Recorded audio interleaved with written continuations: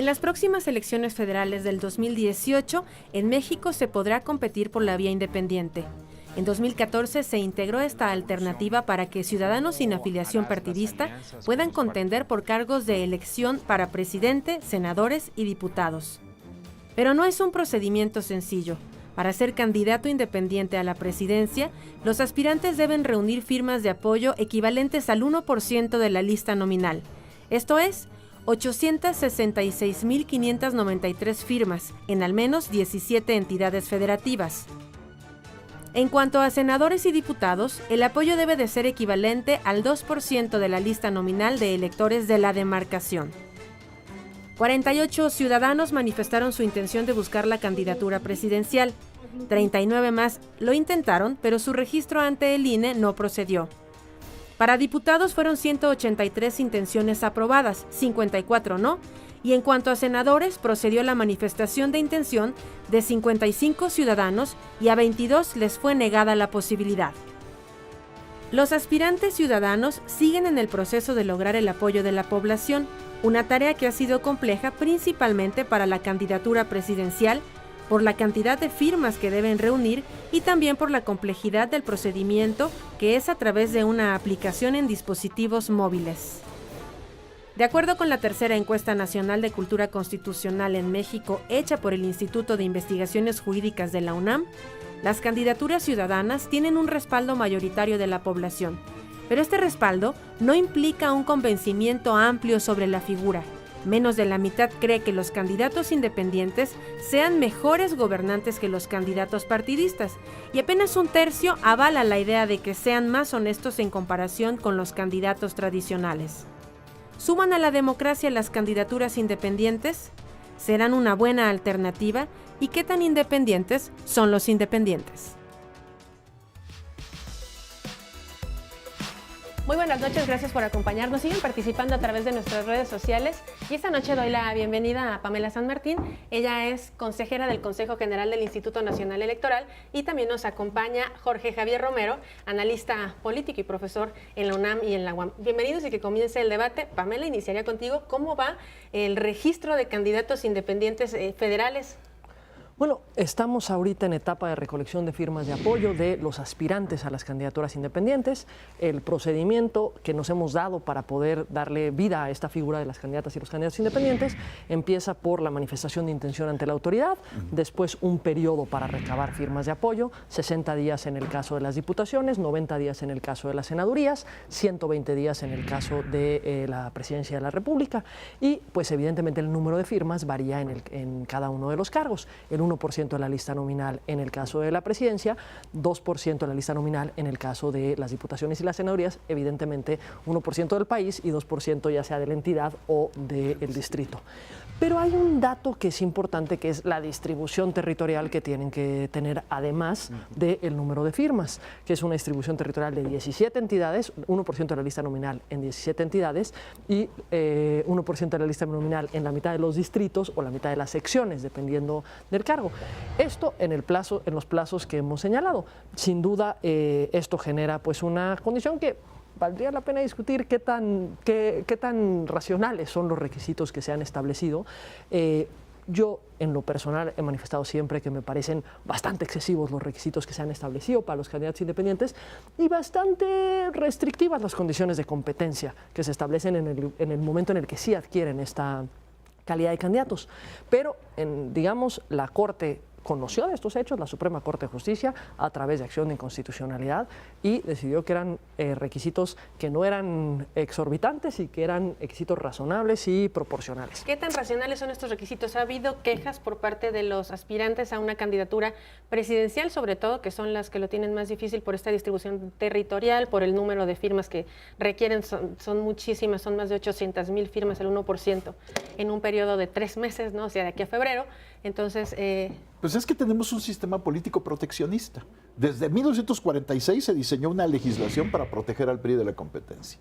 Después hubo un periodo de apertura, ¿no? Entre 77 y 96, ahí con altibajos, cuando se pudo registrar, por ejemplo, partidos sin tener que recurrir a asambleas, etcétera. Pero desde 96 para acá volvimos a un sistema proteccionista. Ahora se protege a los partidos que tienen registro, que están ahí, que fueron los que pactaron en 96, y para registrar un partido hay que hacer un montón de asambleas y hay que tener el 0.26% de firmas del padrón, pero para registrar una candidatura independiente a la presidencia hay que tener el 1% del padrón en firmas y además distribuirlo en la mitad más uno de los estados. Por supuesto, lo que se trata es de poner trabas a la participación de nuevas fuerzas que pongan en riesgo el control de los partidos que tienen actualmente registro. Son 128 días los que tienen para juntar estas firmas. Vamos a ver, corrijo porque había dicho 3 meses y son 4, un poco más de 4 meses. Vamos a ver comentarios en redes sociales. De Edgar González, que dice: las candidaturas independientes me parecían buena opción por el descrédito de los partidos políticos, pero ahora veo a aspirantes que más que independientes son rechazados de sus partidos. Y otro comentario: registrar un independiente supone más adhesiones ciudadanas que si quisieran registrar un partido. ¿A qué se debe? Bueno, ya lo respondías ¿sí? a la idea de los propios partidos de no generar la competencia, ¿no? No, y me parece que hay un punto que se tiene que señalar. ¿Cuál es la racionalidad de esta distribución territorial? En el caso de un partido político, la distribución territorial hace sentido. ¿Por qué? Porque es una estructura permanente que va a tener una actividad permanente en un territorio determinado. Llámese si son partidos políticos nacionales en todo el país, si son partidos políticos locales, pues en la entidad correspondiente. Hace sentido una distribución territorial, puede hacer sentido las asambleas. En el caso de una candidatura independiente, si alguien obtiene la candidatura independiente y resulta que el día de la jornada electoral tiene un voto más que el segundo lugar, y sin embargo todos sus votos están centrados a una sola entidad federativa, gana la elección. Claro. No hay una relación con esta representatividad y creo que tampoco de pronto se cae en el binomio de decir los candidatos independientes son los buenos, los partidos son los malos, ante un descrédito muy grande que hay de los partidos y creo que bastante merecido. Pero pues también es cierto que la vía por la que acceden a la boleta no es lo que hace bueno o malo a un candidato o a una candidata. Tenemos que analizar, porque podemos tener candidatos independientes buenos o malos y candidatos de partidos buenos o malos. Lo que es importante es cómo empezamos a generar condiciones para obtener información respecto de las distintas opciones que tendremos en la boleta y de esas distintas opciones poder valorar, esta persona que está compitiendo de tal forma tiene una propuesta de tal naturaleza y eso es, ¿atiende o no atiende mis preocupaciones? ¿Atiende o no atiende las necesidades que se tienen en un determinado contexto? A ver, pero también tiene que haber ciertas restricciones porque si no tendríamos muchísimos candidatos, de por sí ya tenemos bastante con los propios partidos en la democracia mexicana, independiente. Sí debería de haber restricciones, a lo mejor no tantas como dice Pamela, y el punto que dice, bueno, es diferente si es partido, así es independiente, pero al final un candidato independiente con tantos requisitos también debe de gozar de cierta estructura casi partidista para lograr tan solo el registro, ¿no? Cualquier candidato que tenga viabilidad tiene que tener detrás una organización. A mí me parece que es falaz hablar de candidaturas independientes y además contraponerlas claramente a la cuestión. Los partidos son malos y, como decía Pamela, ¿no? Y los candidatos que no tienen partido van a ser buenos. Para empezar, no hay candidato que pueda ser exitoso si no tiene una sólida organización detrás. Entonces, lo que acaba ocurriendo es que las candidaturas independientes en realidad suelen ser de grupos que son partidos que no quieren decir su nombre. ¿Ustedes creen que el gobernador de Nuevo León pudo haber ganado sin una fuerte estructura política detrás? Evidentemente no. Por supuesto que está bien que existe el derecho a que existan ciudadanos sin partido, que tengan otra forma de organizarse, que participen en las elecciones. Pero yo no creo que tengamos demasiados partidos, ni creo que esté bien que no haya posibilidades de mucha participación en las elecciones. ¿Quién debe definir quiénes tienen éxito y quiénes no en la política? Los votos de los ciudadanos. Claro, tenemos en México un problema muy serio, que es que está atado el financiamiento al registro, y entonces tendríamos que rediseñar todo nuestro sistema de financiamiento. Yo soy partidario de que el financiamiento sea público, esencialmente público. Creo que eso es una de las ventajas que tienen las democracias más avanzadas, el financiamiento público, para evitar que sean los grandes intereses económicos los que acaben dominando la política.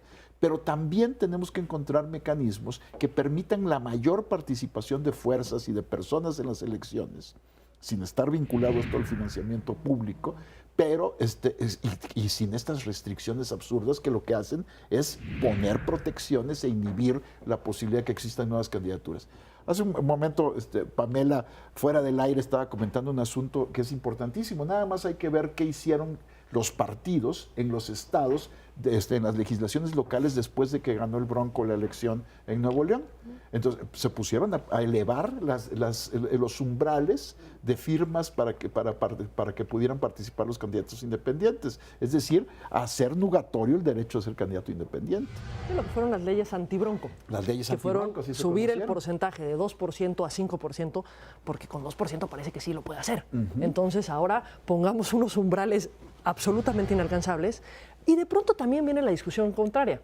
Espérame, como sí pudo el Bronco, como sí pudo Kumamoto, como sí pudo Cloutier, como sí pudo X, Y, Z, pues entonces las reglas no son desproporcionadas, porque claramente alguien puede. Yo creo que aquí viene un punto importante cuando discutamos este tema. No es un problema de decir, son muchas las firmas, deben de ser menos, cuál es el mecanismo, cuál no es. ¿Qué es lo que queremos? Exacto. ¿Cómo queremos diseñar un modelo que logre qué? ¿Qué apertura queremos como país para que podamos participar? ¿De qué formas? Porque de pronto nuestras reformas siempre atienden al problema inmediato anterior. Las leyes antibronco atendieron que sí puede llegar al bronco. A ver, ¿el problema es que pueda llegar al bronco? ¿O cuál es el problema? ¿Cómo queremos tener una apertura? ¿Cómo queremos tener la participación de la ciudadanía? Yo creo que, y sé que el tema de hoy es candidaturas independientes, pero ¿cuál es uno de los problemas que tenemos dentro de los partidos que empiezan a generar estas condiciones de necesidad incluso de apertura a una vía externa a los partidos? La ausencia de democracia interna en los partidos. Es increíble que en un sistema democrático controlado por los partidos, el único ámbito donde no hay vías democráticas es al interior de los partidos. ¿Cuándo se abre a la ciudadanía, a la militancia, la decisión de quién va a ser el candidato a un determinado cargo o la candidata a un determinado cargo? Bueno, generalmente no. Bueno, tenemos un sondeo que hicimos en Twitter. Vamos a ver cómo va el resultado. Esta es la pregunta que hicimos. ¿Crees que en México existen las condiciones para que un candidato independiente gane la presidencia? La mayoría de la población en este sondeo ha dicho que no. No hay condiciones para que de verdad lleguen, y a lo mejor la pregunta sería otra, para que logren el registro tan solo, ¿no? Pero bueno, este es el sondeo. ¿Ustedes qué opinan? ¿Hay las condiciones? Yo creo que es muy difícil, pero además ni siquiera estoy seguro de que fuera positivo, porque finalmente el presidente de la República es el titular del Ejecutivo, pero está completamente acotado por el Legislativo. Y una de las cosas que ocurre cuando se dan estos fenómenos de que surge un candidato independiente que triunfa, llega a la presidencia y se encuentra que no tiene una coalición favorable en el Congreso para gobernar. Y esto se presta a cualquier tipo de intercambio político, ¿no? Lo que en inglés se llama pork barrel, el repartidero presupuestal, o al soborno directo de diputados para ganar, construir una mayoría, como ocurrió en Brasil o como ocurría en México en los años 20, así era, tal cual, el soborno a los diputados, el riego se llamaba, que son las maneras de construir coaliciones cuando no hay una coincidencia entre la mayoría del presidente y la mayoría del Congreso. Tenemos que ir a un corte. Recuerden que el debate se construye desde ustedes. Sigan participando. Volvemos.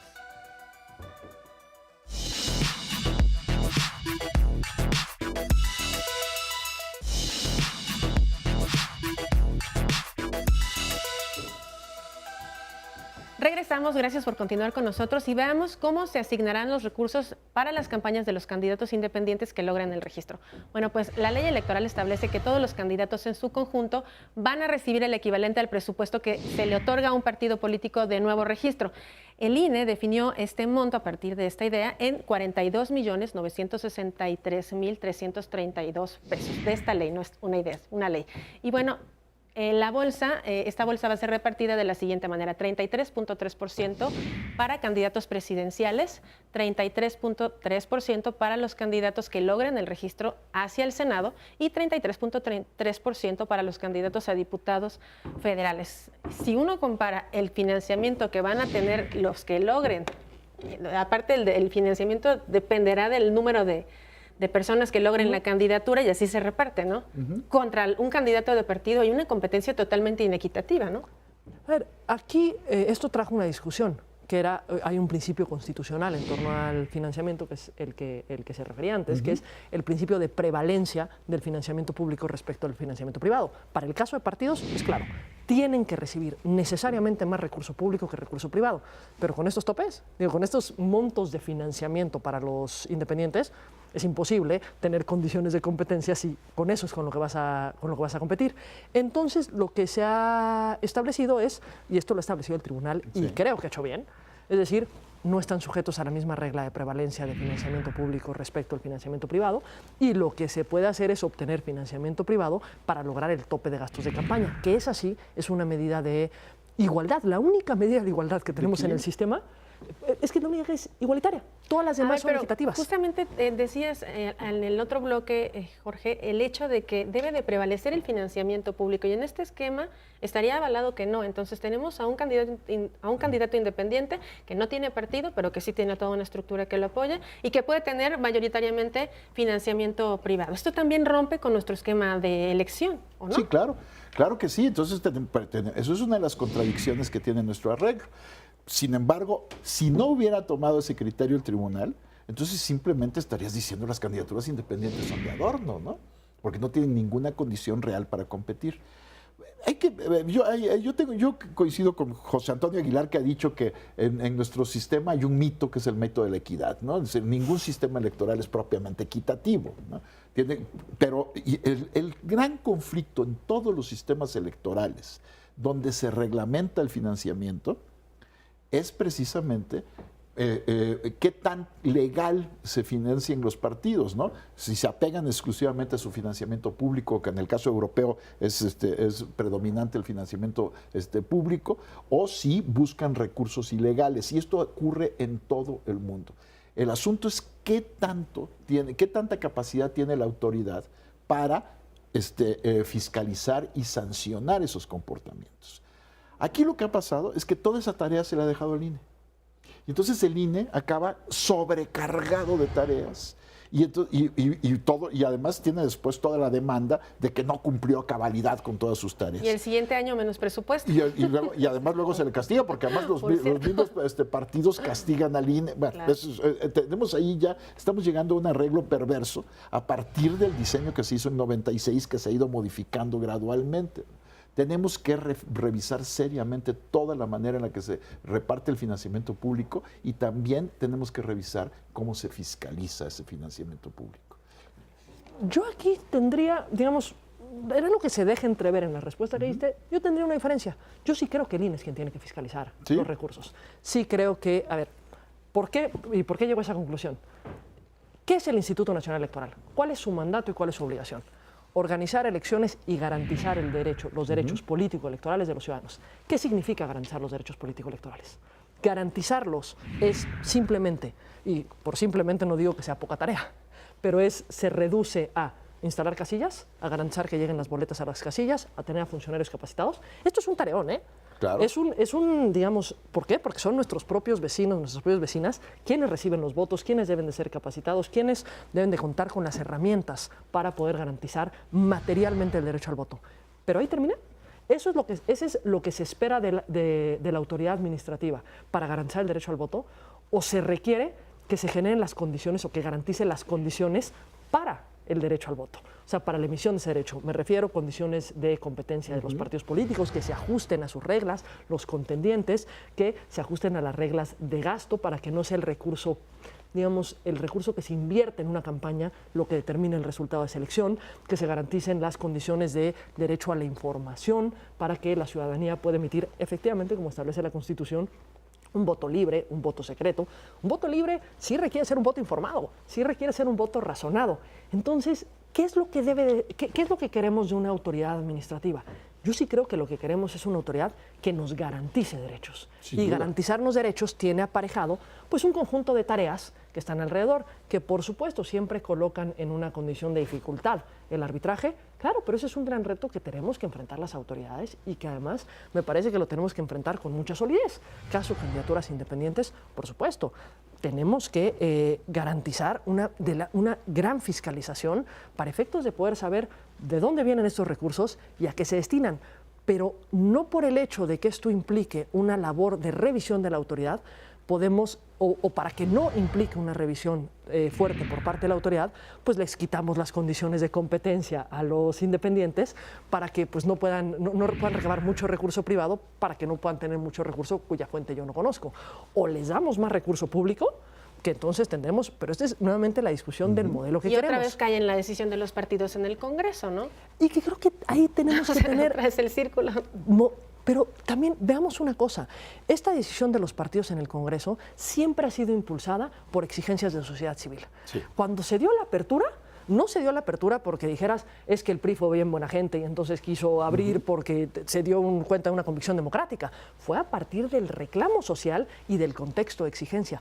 Creo que ahorita tenemos contextos de exigencia fuertes también hacia los partidos y que creo que es importante que la ciudadanía tenga clara la fuerza que tiene ese contexto de exigencia.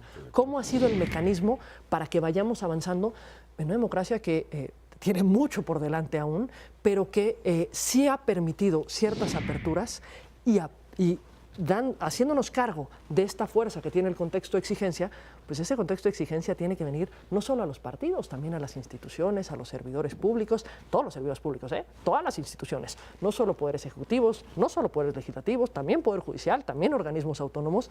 Tenemos que tener un contexto de exigencia para que al final del día, por lo que se vele, sea los derechos de la ciudadanía, los derechos a poder participar de la mejor forma. Vamos a hablar justamente de participación ciudadana a través de redes sociales y este comentario que dice: los independientes son una vía para que compitan los que no pudieron tener la candidatura de sus partidos gastando más dinero público.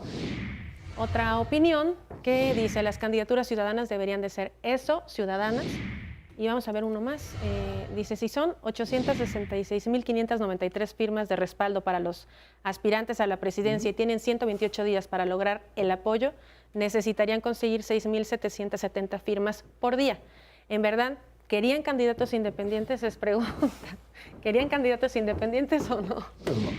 La verdad es que sí, los obstáculos son ingentes.